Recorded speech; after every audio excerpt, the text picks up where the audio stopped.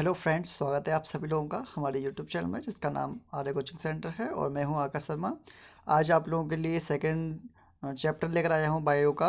और ये 10+2 के लिए काफ़ी इम्पोर्टेंट है। आज जो हम क्वेश्चन करने वाले हैं वो ऊतक से संबंधित क्वेश्चन करने वाले हैं, जिसमें हम पादप ऊतक से संबंधित, जंतु ऊतक से संबंधित क्वेश्चन देखेंगे जो कि 10+2 के लिए काफ़ी इंपॉर्टेंट है।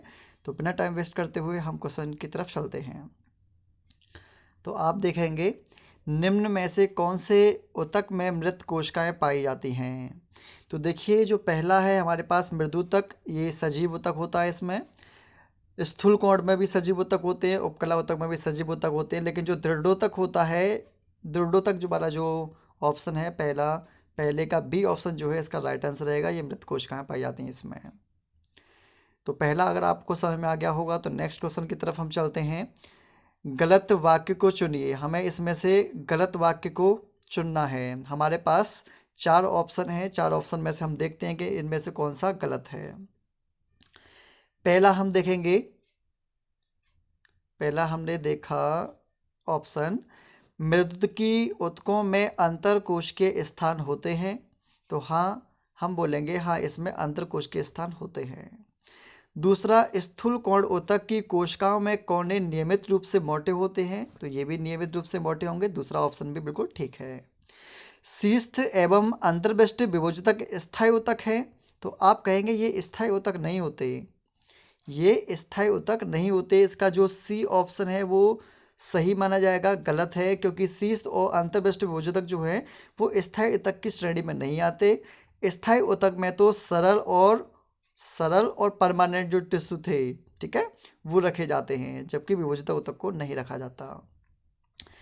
तने की परिधि निम्न में के कारण बढ़ती है। जो तना होता है, जो मोटाई में वृद्धि करता है, किसके कारण मोटाई में वृद्धि करेगा। तो हम आपको एक एक चीज समझाते हैं, उसे अब ध्यान से समझना। जो पहला ऑप्शन है शीर्ष विभोजक, ये पौधे की तने की लंबाई में वृद्धि करता है।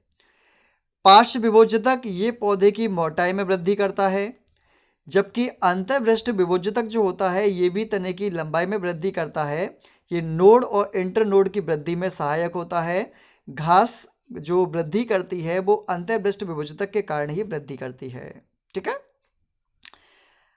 अगले क्वेश्चन की तरफ चलते हैं। तो देखो, इसका तीसरे का जो आंसर आएगा वो इसका आंसर है बी ऑप्शन। ठीक है, दोनों एक आए हैं, मुझे मतलब प्रिंटिंग थोड़ी मिस्टेक हो गई है। दोनों ऑप्शन दिखाई दे रहे होंगे, लेकिन जो पार्श्व विभोजक है इसका ये सही आंसर है। कौन सी कोशिका में छिद्रिल कोशिका भित्ति नहीं होती। आपके पास 4 ऑप्शन है, ए बी सी डी। ठीक है, इनमें से आपको ये वाला जो क्वेश्चन है मैं आप लोगों के लिए होमवर्क के लिए दे रहा हूं, आप इसे करिए और हमें कमेंट सेक्शन में लिखकर बता दीजिए। पांचवा, आंत्र में पचे हुए भोजन को अवशोषित करती है उपकला कोशिकाओं का कौन सा प्रकार इसके लिए उत्तरदायी है। तो आपको बता दें, हमारी जो आंतें होती हैं, हमारी आंत में स्तंभाकार उपकला ऊतक पाए जाते हैं जो भोजन को अवशोषित करने का काम करता है। ठीक है, इनको हम विलाई भी बोलते हैं बायोलॉजी की भाषा में। तो यह ऑप्शन इसका बी सही आएगा। अगले क्वेश्चन की अगर तरफ हम चलते हैं, अगला क्वेश्चन देखिए, एक मिनट। हाँ, अगले क्वेश्चन को देखेंगे 6। किसी व्यक्ति की दुर्घटना में हाथ की दोनों बड़ी हड्डियां अपने स्थान से हट गई। इनमें से कौन सा संभावित कारण हो सकता है। तो आपको हम बता दें कि जो कंडरा होता है वो कंडरा जो होता है वो अस्थि को मांसपेशी से जोड़ने का या मांसपेशी को अस्थि से जोड़ने का काम करता है। लेकिन उसने क्लियर कर दिया है कि दो बड़ी हड्डियां जो हैं वो आपस में से अपने स्थान से हटी हैं। तो जो स्नायु होता है, स्नायु को हम लिगामेंट बोलते हैं। लिगामेंट का काम होता है दो हड्डियों को आपस में जोड़ना। तो स्नायु जब टूट जाते हैं तो दो हड्डियां आपस से हट जाती हैं। तो इसका जो आंसर आएगा वो आंसर इसका सी आना चाहिए, 6 का। क्वेश्चन नंबर हमारा 7 है। काम करते समय एवं दौड़ते समय आप अपने हाथ पैर आदि अंगों को हिलाते हैं।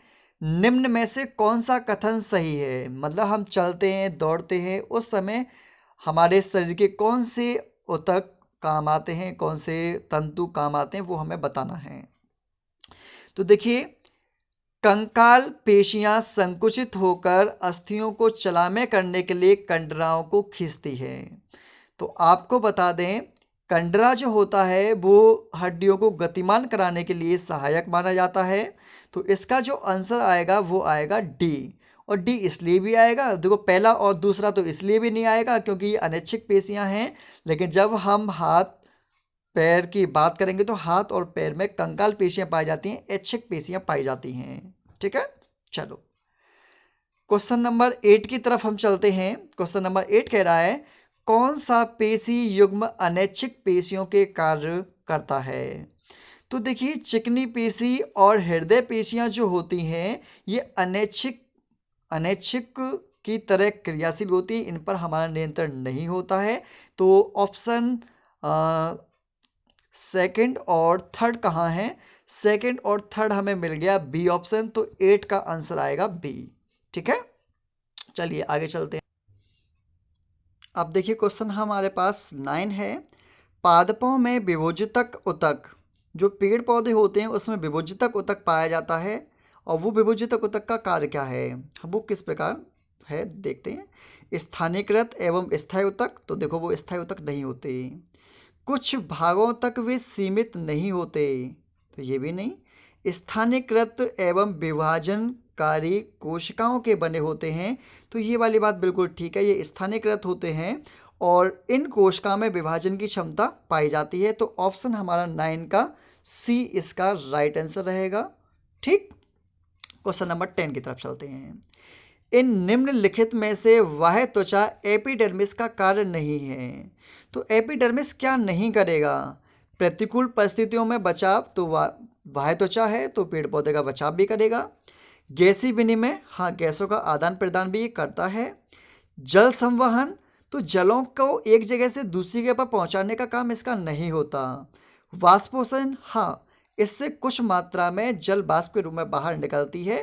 तो इसका आंसर जो है, देखो यहाँ पर कार्य नहीं पूछा है, तो इसका आंसर जो आना चाहिए वो आना चाहिए सी। ठीक, क्वेश्चन नंबर 11, अशुद्ध वाक्य को चुनिए। अशुद्ध वाक्य को हमें चुनना है। ठीक है, तो देखिए ऑप्शन हमारे पास है, रुधिर के अधात्री में प्रोटीन, लवण एवं हार्मोन होते हैं, तो बिल्कुल इसके अंदर ये पाए जाते हैं। दो अस्थियां स्नायु की वजह से जुड़ी होती हैं, बिल्कुल सही जवाब है। स्नायु को हम लिगामेंट भी बोलते हैं, ध्यान रखना। कंडरा रेशेहीन एवं कमजोर ऊतक होते हैं, तो ये जो वाक्य है ये बिल्कुल गलत है। कंडरा जो होते हैं वो रेशे युक्त होते हैं, ना कि रेशेहीन। तो आंसर हमारा जाएगा सी। सी ऑप्शन हमारा सही है। ठीक है, इसका जो ऑप्शन है हमारा कौन सा सही रहेगा? सी 11 का। निम्न में से किस में उपास्थि नहीं पाई जाती है?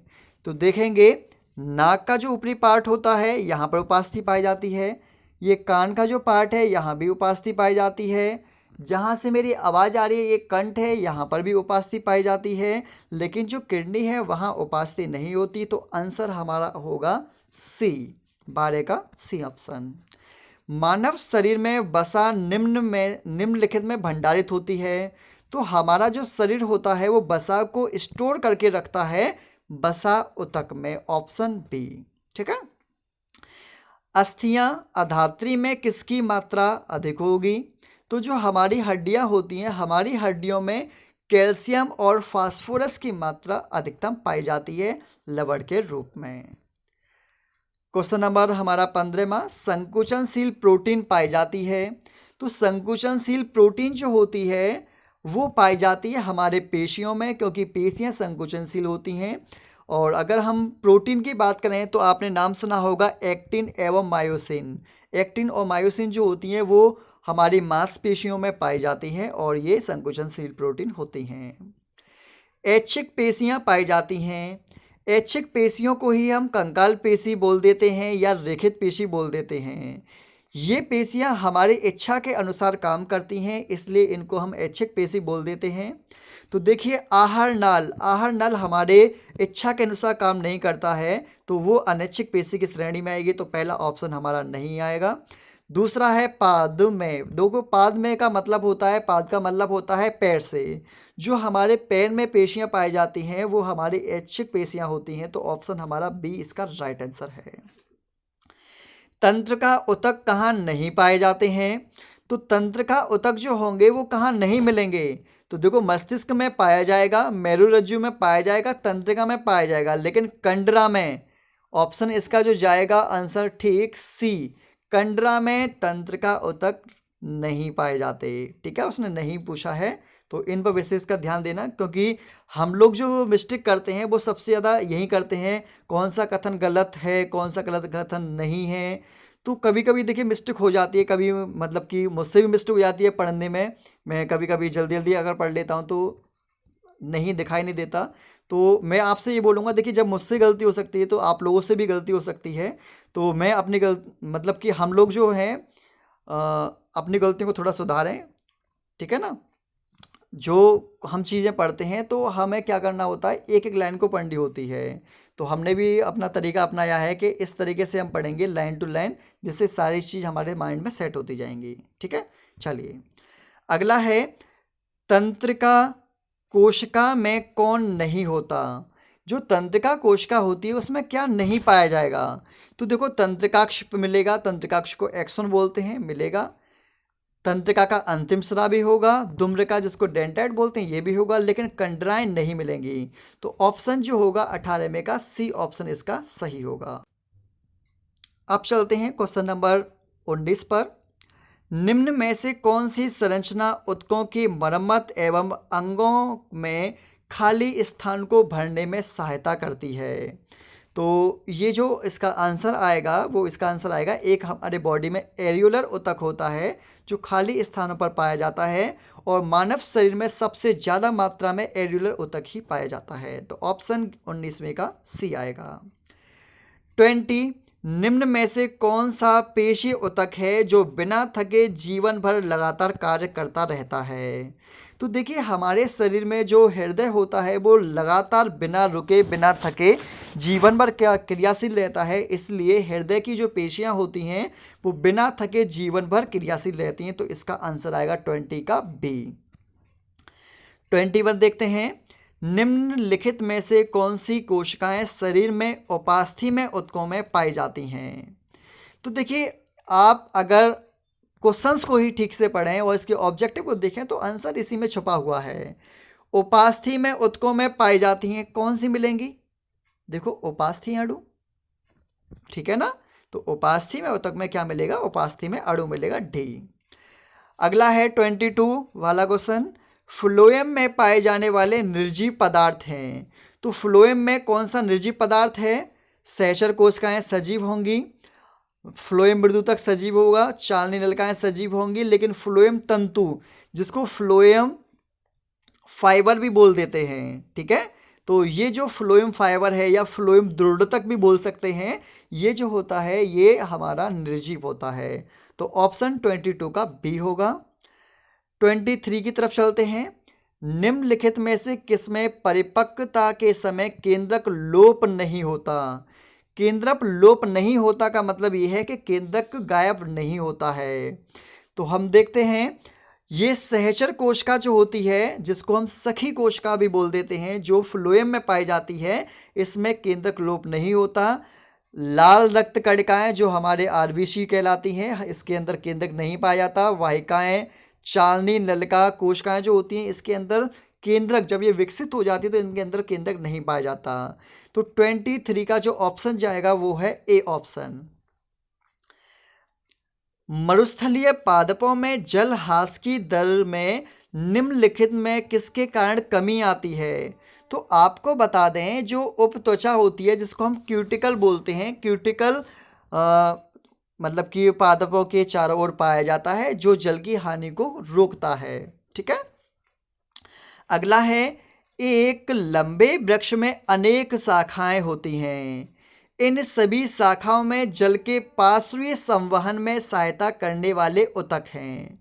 तो आपको बता दें कि जो जाइलम होता है वो जाइलम जल का परिवहन करता है, लेकिन हमें जाइलम में भी देखना होता है जो पहली वाली है जाइलम वाहिकाएं ये जल का परिवहन करती हैं। ठीक है, तो आपको बता दें पहला ऑप्शन नहीं आएगा, जाइलम मृदुतक भी नहीं करेगा, मृदुतक तो करेगा ही नहीं, जल का परिवहन करेगा जाइलम वाहिकाएं। ये वाला आपका एक बार एग्जाम में आ भी चुका है एएमयू वाले में। आगे देखिए, ये लॉजिकल क्वेश्चन है और काफ़ी अच्छा क्वेश्चन है। खेत में उगे गन्ने के पौधे के अग्रभाग को यदि काट दिया जाए या हटा दिया जाए तो भी वह पौधा लंबाई में बढ़ता रहता है, ऐसा निम्नलिखित में किसके कारण होता है?